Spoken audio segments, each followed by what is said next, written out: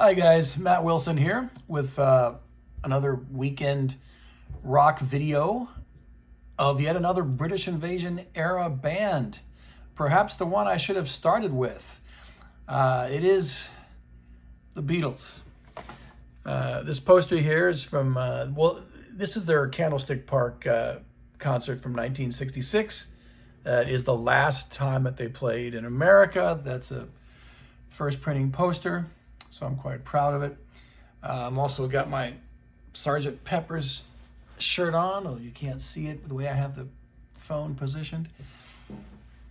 I was almost kind of putting off a Beatles show because it's such a big topic that, and I wonder, what opinions I have on the Beatles that's in any way individual, So and they're the most discussed, diagnosed, overanalyzed band in history, not just from the 60s, not just British, just period.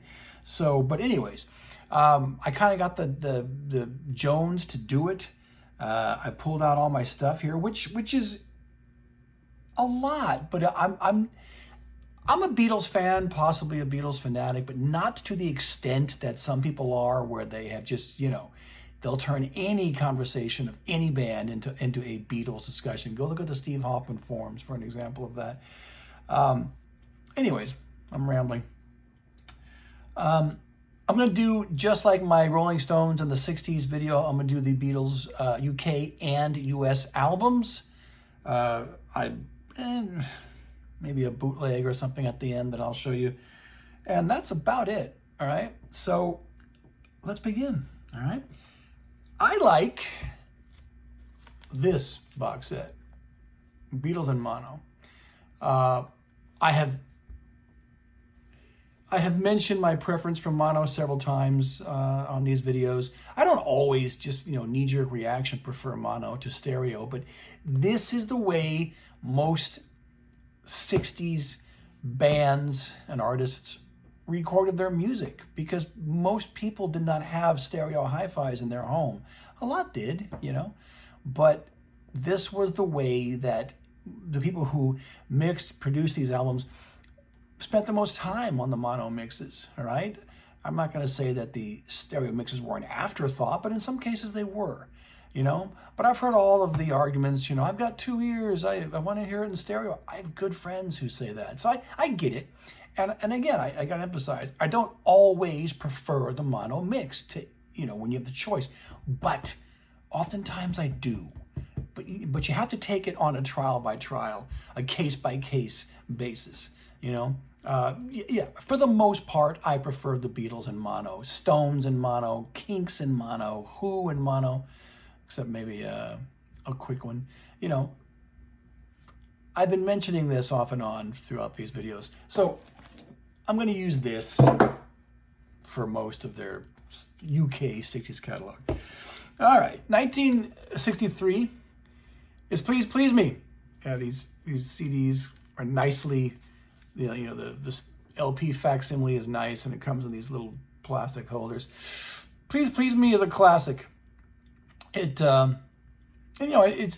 the usual British invasion era band reliance on covers of mostly African American material, but that does not hurt it, because no rock and roll band, and that's what the Beatles were in 1963, folks, were making albums this good. Certainly this is better than any Beach Boys album in 63. It's great. Also, I made here's something individual I can tell you about the Beatles. I made the discovery once that this UK album produced more, or at least contains more American hit songs than any other Beatles record. This one, I wanted to say there's 6 or 7. You can look it up on the Beatles discography, singles discography on Wikipedia if you'd like. But anyways, it is great.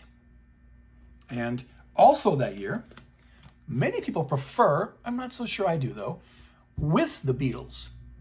It's just more of the same. 2 classic UK albums in 63. And, Capitol, who was their American representative, could have been releasing this stuff in 63. They just didn't think that the Beatles were important enough or the music was good enough to really push them. All right? I think they did release a single in December of 63 anyway. But VJ, another American label, they did release some Beatles product in 63. And they released the first American Beatles album in early 64 called Introducing the Beatles, 1 week before Capitol released Meet the Beatles. All right? So, all right. That's 63. Tell you what, this is how we'll do this. I'll show you the two 1964 UK albums, then I'll show you the American Capitol albums in 64. We have A Hard Day's Night, which is even better than the two 1963 albums. And an album of, if memory serves, entirely John and Paul songs. Just great stuff, folks. It's a classic UK LP. It's a classic movie. I mean, you know, this movie turned a lot of people on to the Beatles. The film is where Roger McGuinn saw George playing the 12-string Rickenbacker and said, "Oh, I love that sound." Light bulb went off over his head. He, you know, forms the Byrds after that. Of course, they were the Beefeaters or something like, but before they were the Byrds. But it was just George playing the Rickenbacker, which, you know, invented folk rock, you can say. And then at the end of 64, we had Beatles for Sale, another great one, often maligned, often, you know, considered to be perhaps the worst of the early Beatles albums, but that's not, I mean, it's still a classic. Guys, there were no American bands making albums this good in 1964. Not rock bands. You could say, well, what about Bob Dylan? Bob Dylan was still a folkie in 64. This album kicks ass, you know? Just not quite as good as Hard Day's Night. So if they conquered England in 63, they conquered America in 64, and boy, did Capitol not want you to forget about it. Now, in terms of getting the US Beatles albums, which, you know, I'm just gonna blatantly say it, to me aren't as good as the UK albums. You got a couple ways to go. If you're really gonna be picky about it, and I am to an extent, if you really want to hear those albums as you heard them on vinyl, then you have to get these two Capitol Records box sets where they use the Capitol masters. All right? Fact is, guys, they're not going to quite sound as good as the UK mixes, which you get in this box set. The what is this? A title. The Beatles, the US albums, where they use the UK mixes, but they try to make them sound like what you heard on the American albums. But to really get the Capitol masters, you need these. That's, you know, you had Dave Dexter, who dexterized, not all of it, but, you know, some of the songs on some of the albums. In particular, I think the second Beatles album in America, I'll get that in a second, where he put like extra reverb or, you know, brightened it up in some way. Again, I'm not an audiophile. I don't remember all the ins and outs of this stuff, but you can easily look it up online. Which was not what the Beatles' intent was. It certainly wasn't George Martin's intent. But if you're in love with the sound of those American, you know, Beatles albums, then you want that. So I recommend these, which are the U.S. Capitol albums, the Capitol albums Volume 1 and Capitol albums Volume 2. But you also got to have this to get stuff like the Beatles Story and Hey Jude. So anyways, let's discuss it for a second. Well, here's the one from the U.S. Capitol album. Meet the Beatles. Meet the Beatles. You know what?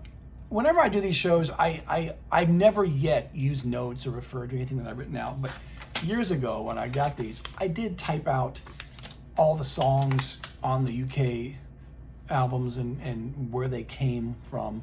I should say on the US albums and which UK albums they came from. So I can tell you a bit about Meet the Beatles, which was huge. It was a phenomenon in the States. There's 12 songs as opposed to the usual 14 on a UK album.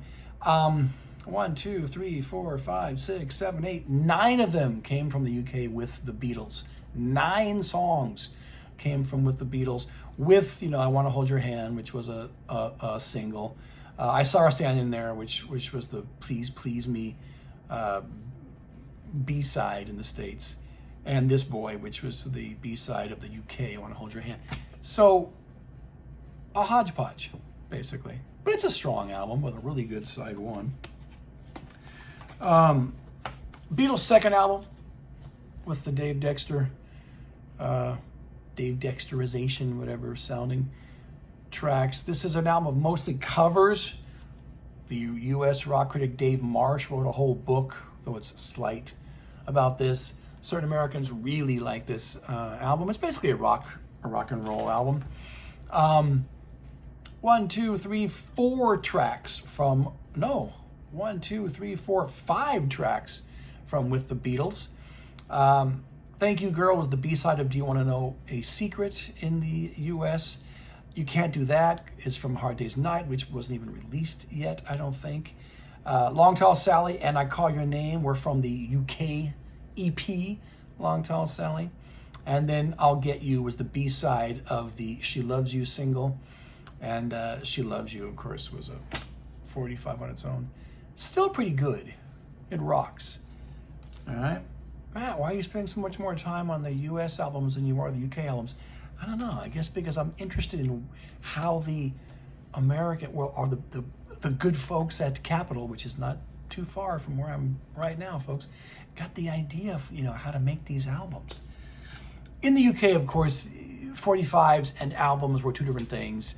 The Beatles said they didn't want to rip the fans off by giving them previously purchased singles on the album. Americans, of course, had no problem with that. It's all about capitalism here, right? Okay, I gotta go to this box set to get their third album, which was the US A Hard Day's Night. All right, this one is the one with the instrumental versions of Beatles songs, you know, performed by musicians that George Martin was directing. You know what? I love the album, the UK album, the movie so much that I don't mind this one either. At least they intermix the instrumentals with the tracks with vocals. They're not all on one side, the way I think it is on Help, which I'll get to in a second. So I don't mind this. All right? But no, it's nowhere near as good as the UK version. Let's be honest. What comes next? I really don't remember. Is it Beatles Story? Beatles Story is one of those ones that it's very little music on here, and certainly nothing new. It's mostly just American, almost sounds like newscasters telling you the Beatles story. This was a double LP. I never heard it before I got this box set, folks, and I don't think I'm going to play it too many more times. I don't think it's even available separately, but if you want to get all the Capitol albums, you get it on this box, and it's sold. I mean, it was, you know, anything with the Beatles' name on it sold in those days. Now I'm getting lost. Something New was the next Capitol album, which came out right after A Hard Day's Night. And again, I'll refer to my notes. Something New had 8 songs from A Hard Day's Night. I should tell you why that is. The Hard Day's Night movie was put out by United Artists, who also have the rights to the soundtrack, right? So this was not put out by Capitol. So Capitol wanted to use these songs, though, so they put them on something else. It's a good album. I mean, it's an album of Beatles songs. How could it not be? It's also got 2 songs, Slow Down and Matchbox, from the UK Long Tall Sally EP. And it's got the Come Give Mir Deine Hand, which is the German single of I Want to Hold Your Hand. So it's good, it's strong. But again, this is for Americans who wanted all the Beatles tracks at the time, who were unaware that you could get for a higher price, you know, the UK imports or just wanted to get the albums that their friends owned, you know, make up your own mind. And before the year was over, boy, Capitol was cranking them out, weren't they? We had Beatles 65, which, yes, folks, was released in 64. Run through this one really quickly for you. This came out about the same time as Beatles for Sale, right? And does contain a lot of it. 1, 2, 3, 4, 5, 6, 7, 8 songs on here from Beatles for Sale, just like there were 8 songs on something else from A Hard Day's Night. You also get I'll Be Back, which was on the UK, A Hard Day's Night. She's a Woman, which was the B-side of I Feel Fine. And then I Feel Fine itself. So another fairly strong album, you know, probably no better or worse than Something New. I might even give the edge to this since it contained current songs from Beatles for Sale. But again, folks, these albums do not hold up to the UK counterparts. All right, so we're in 1965 now. We can go back to the mono box where we have their second film.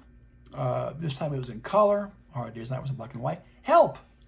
Another classic. Now, you know, by this point, you know, this is the first half of 1965, I would say, or at least the summer of 65. You're beginning to have American bands respond to the British invasion, but no one is this good yet, you know. But, you know, you might, Dylan, of course, Dylan precedes the Beatles. I mentioned the Byrds earlier. Mr. Tambourine Man is a whole new thing, that album, you know. But again, the songwriting on, you know, these guys need to rely on Bob Dylan songs, you know. It's tremendous. And, I don't know, just to do something different right now, might as well show you. I may as well show you the American version of Help, which, you know, now this is one which also contained a bunch of instrumentals, so nowhere near as good. This is nowhere near as good as this. But the songs are so great, you know, I mean, you could, I don't think Americans cared. Plus, you gotta remember that soundtracks were a big deal in the 60s. So, you know, I think in 65, what was it? Sound of Music was like one of the biggest selling albums of that year. So it wasn't that big a thing to have soundtrack music in your collection. I did the Simon and Garfunkel show earlier, and their first mega selling album was not Bookends, it was the Graduate soundtrack, which had all that Dave Grusin instrumental music. So anyways, now I'm out of order for 65, but that's all right. What else we got here? Well, there was the early Beatles, which Capitol put out, an American album. This, at the time, was comprised of Beatles tracks, which were, you know, well over a year old, you know, more than that. But it's strong. You cannot make a mediocre Beatles album. Yeah, I mean, they simply, their quality control was the highest of any band. You know, there's still, well, there's still cover versions on this album, but again, the tracks were older. But there was a cover version on the Help soundtrack too. So this is like a mop up of stuff which I don't know, maybe this was on VJ or something at the time, and Capitol got the rights to it. Because I'm wondering why they didn't release it. I mean, Love Me Do hadn't even been, that's on this, right? Yeah, it's the very first track. That hadn't even been on a Capitol album yet. And then I'm getting out of hand here in terms of knowing when these were released. This is Beatles 6.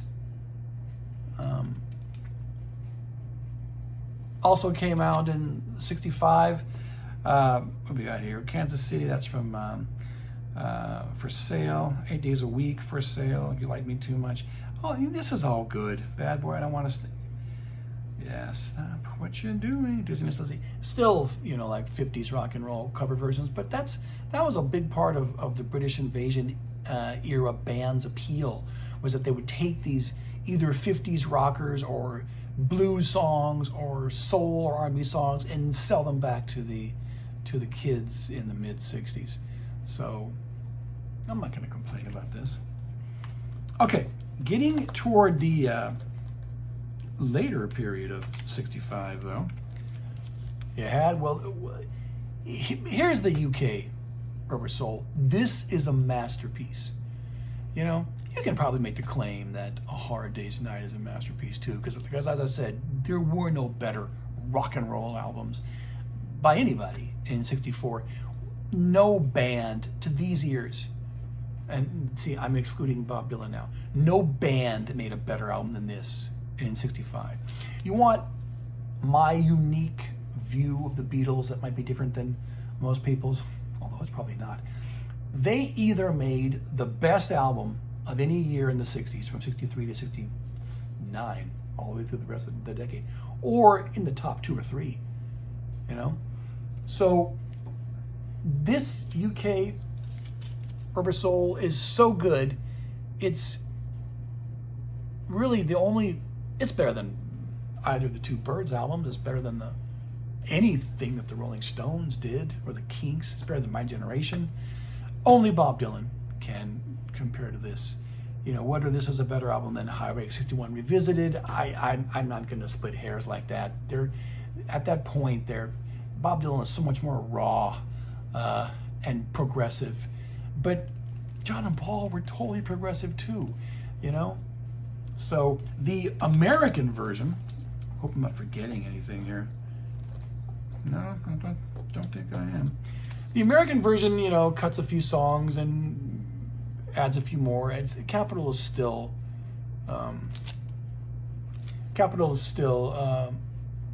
cutting and pasting, you should say.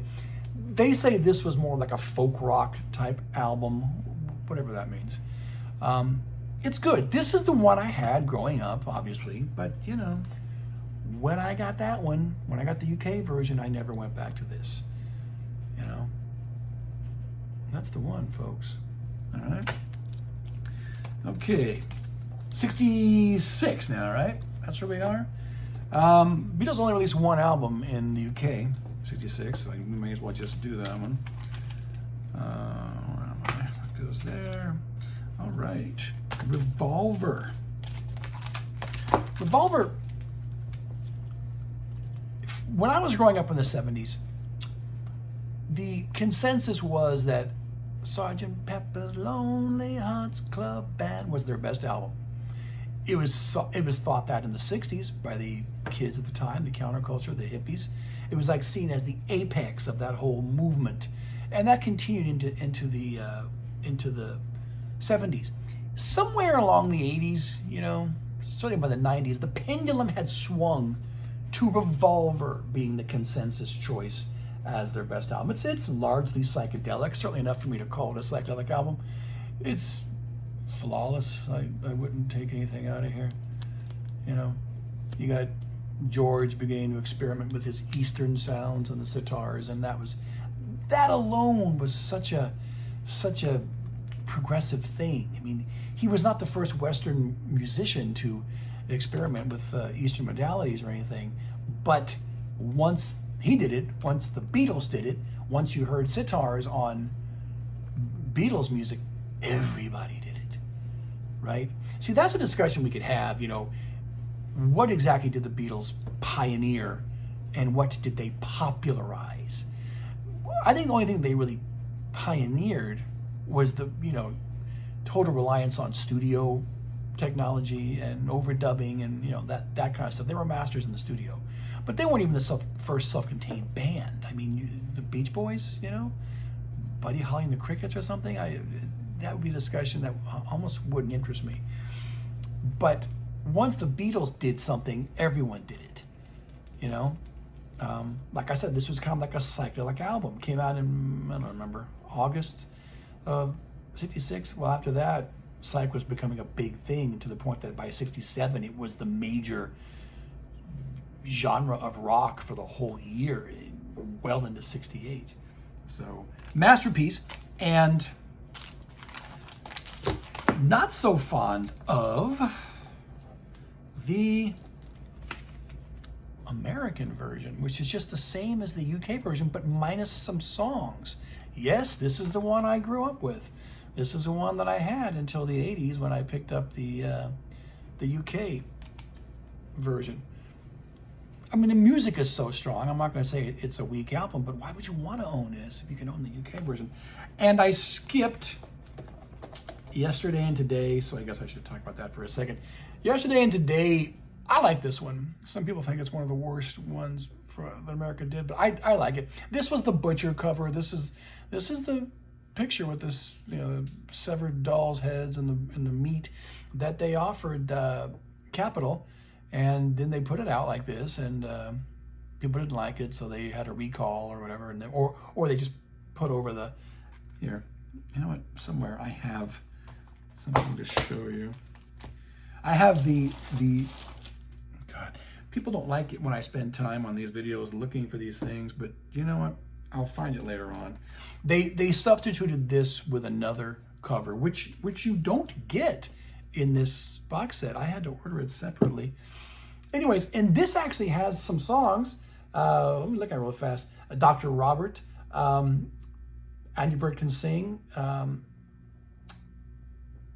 think there's another one that were supposed to be on Revolver, but hadn't come out yet on Revolver because Revolver wasn't released.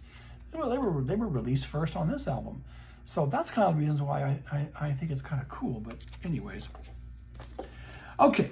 I haven't forgotten anything. Okay. 67. All right. So 67 was a year that they released two albums, but one is an American album. When their contract was up for renegotiation, the Beatles said enough with the good folks at Capitol mauling our records, our albums. From now on, you're going to release things, you know, the way that we present them. So we get Sgt. Pepper's, you know, the Hearts Club Band. They had stopped touring after this show here at Candlestick Park, and you know, devoted themselves to just being studio artists, songwriters, recording artists who might, in the foreseeable future, do the occasional show. But well, we'll get to that. This is another masterpiece. Oh, I have an original 1967 American copy, but I'm not going to go look for it. Everything about this is innovative. This is almost like the Citizen Kane of rock albums in the late 60s. At the time, you know, they thought, well, I've already gone over that. This was the greatest album of all time. It was the best Beatles album. I love it. Look, I mean, you know, I got the shirt. But it was huge. It totally cemented the summer of love. It's a psychedelic album, you know, and on and on and on. I mean, I'm at a loss for words what to say about Peppers. You know, its importance can't be overestimated. The only difference between this and the U.S. version was that the U.S. version didn't have all that weird stuff at the end of side 2, you know, but all the music was the same. The Americans had to ask permission, but they actually squeezed out one more American album in 67, Magical Mystery Tour, which the UK seems to have adopted as canon now, because in 87, when all of the Beatles albums were released on CD for the first time, this was among them, you know. So this is all the other recordings that they did in 67 and even 66 with the Penny Lane, Strawberry Fields Forever single that weren't on Sgt. Pepper's. They were on here, and it's another masterpiece. I mean, this is another pure psych album. Did anyone do psychedelic music better than the Beatles? Oh, don't answer that question, because of course you're gonna have a million answers. But yeah, this has every right to be the only American Beatles album which is in the UK canon now. All right, so cannot speak highly enough.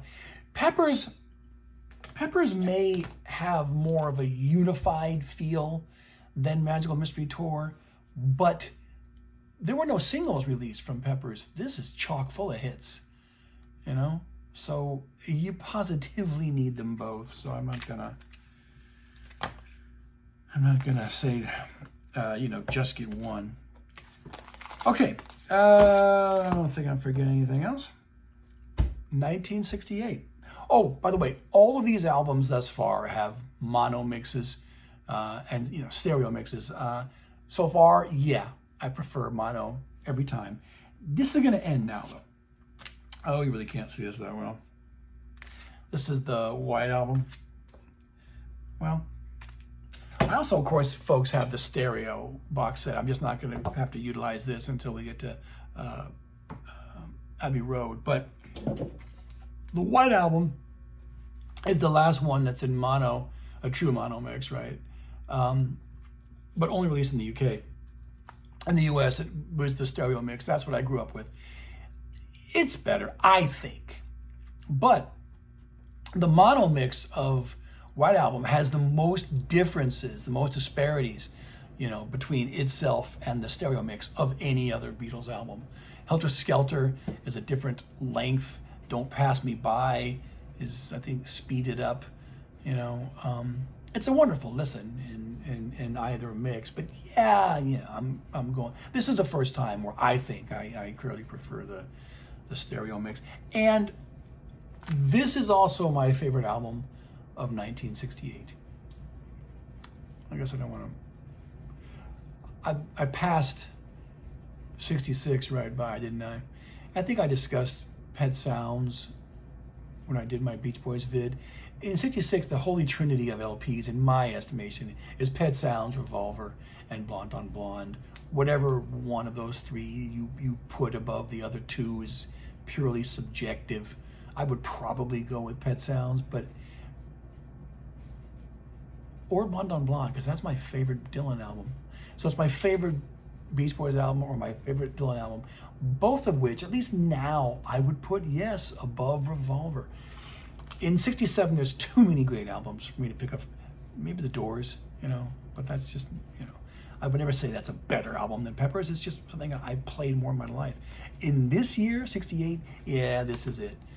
I can't say that Beggar's Banquet is a better album than this, or Music from Big Pink, or, Astral Weeks, or Village Green, although that's a perfect album by the Kinks. This is the one, all right? So there you go. I'm not mentioning any of the songs.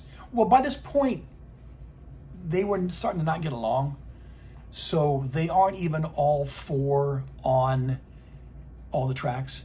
And the harmony singing has been kind of dissipating over the years. This almost sounds like an album made by four individuals than a group. But it's the Beatles, so we accept it as a group work. I think if Crosby, Stills, Nash & Young had gone on in the 70s and made albums beyond Deja Vu, we would have been kind of having this kind of ramshackle feel to them. Anyways. Okay, so we're getting almost to the end here, aren't we? In 69, now I need to utilize my stereo box set. Yellow Submarine was the soundtrack to, the animated movie. We've all seen it. What was there, 4 tracks on here that were not... Yellow Submarine had, of course, already been on Revolver. Only a Northern Song was new. All Together Now was new. Hey Bulldog was new. And It's All Too Much. And All You Need Is Love, of course, was from What You Do. So 4 new songs. I love them, though. And then the usual George Martin instrumental music on the other side. Not essential in any means, but what are you going to not own it? It's a Beatles album. All right, 1969, Abbey Road. Oh, I didn't bring out all my 5.1 mix boxes. Oh, well, that's all right. Another masterpiece, another strong contender for album of the year in 69. This could be my favorite album of 1969. It used to be growing up. Crosby, Stills, and Nash. But by the late 60s, there's so many 5-star records. It's, Let It Bleed. Although I think I'll take this over Let It Bleed. The first Zeppelin albums, there's a certain perfection to this, Now, of course, they had... We might as well do this at the same time. They had already recorded the Get Back sessions, which would, make up the Let It Be album in 1970. That was, chaotic, although you can watch the Peter Jackson, what we call that, mini-series, which is hours of footage, and see that they weren't fighting all the time, but they chose not to release this at the time. They got back a few months later in the studio. They pretty much had a harmonious time making Abbey Road. I think the thought being that when they made this album, they weren't saying this is the last thing we're ever going to do. It just ended up being that way. So this came out in 1970. The Beatles or George Martin didn't want anything to do with it. They hired Phil Spector to go over there to England and look at these tapes and decide what were the best takes to put out. He put his little, spit and polish on there, production values. Paul didn't like what he did to with the strings on Long and Winding Road, but I mean, this version has never bothered me. I never even bothered to get Let It Be Naked. I'm happy with this. I'm happy with the Peter Jackson show. This might not be a masterpiece, but it's the Beatles. It's still great. But this is the first year, though, 1970, where I would not say this is among the top 2 or 3 albums of the year. I'm not even sure if I like this more than Plastic Ono Band, which I think is a masterpiece. But it's the Beatles, so we can't dismiss it. I love most everything on here. And this was the last Beatles release, but, while I'm here, because I'm looking at them, well, that's the main document. Here's the Beatles Past Masters, disc 1 and 2. This is all the Beatles tracks that were not on an album, a UK album. So making it essential. All right. And I'm almost winding up here, right? Before Let It Be was released, Hey Jude came out. Another Capitol hodgepodge. I don't know why the Beatles allowed them to release this. I've always been kind of fond of this one, though, because my parents had it growing up. They only had this one Beatles album in their LP collection, and then they had a cassette of the Red album, the 62 to 66 record that I memorized every song. Well, I know every song on this too. So, it's got modern stuff like Hey Jude, Revolution. Go back a few years to Paperback Writer. I Should Have Known Better goes back to 64. Lady Madonna was kind of recent, and then Can't Buy Me Love also from 64. So, they probably could have made this better, but it's hard. I gotta keep saying it to you guys. It's hard to make a bad Beatles album. It really is, folks. Okay, so I think I'm done. I brought out a few more things. Again, I don't like to show you guys bootlegs, but this is interesting. This is something that someone made me. These are the two shows, 64 and 65 Hollywood Bowl shows here in LA. Again, Hollywood Bowl is just a few miles from where I'm doing this in Valley Village. It's just a bunch of girls screaming, and then you can hear the Beatles in the background. It's exactly what you would think it would sound like. All right. I don't even have the Beatles BBC sessions. So in the 90s, the anthology project was a big deal. This is the CDs. It's interesting. I really haven't played this a whole lot in my life. What I thought was better was just getting the actual series on DVD. This is still now, folks, this is 2024, not upgraded to Blu-ray. They need to put that on Blu-ray, or better yet, 4K Blu-ray with a surround sound mix, but for whatever reason. But this is a wonderful way to look at their career and all the videos and, footage. So, you know what? I never found, but it's here though. I never found yesterday and today the, Matt. Oh well, I said I wouldn't spend time looking for this stuff because, there it is. This is a Japanese CD of this. This was what they glued over the Butcher and the Baby Doll cover of the Capitol Yesterday and Today album. All right, so last thoughts.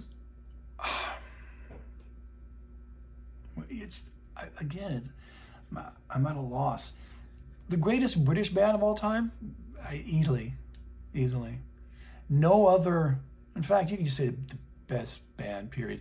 No other band unified that generation of kids in that decade more than the Beatles did in the 60s. Not Led Zeppelin in the 70s. There would be no one who would come close in the 80s or 90s. You know, not the Smiths or Oasis.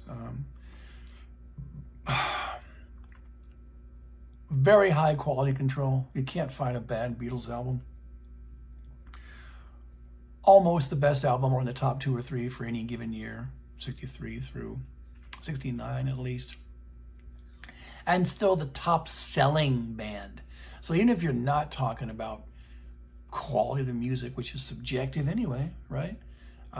You can't deny the facts. They've sold more than any other band. So, one of my favorite groups, I'm sure one of your favorites too, otherwise you wouldn't have watched all 41 minutes of this show. Signing off. Until next time.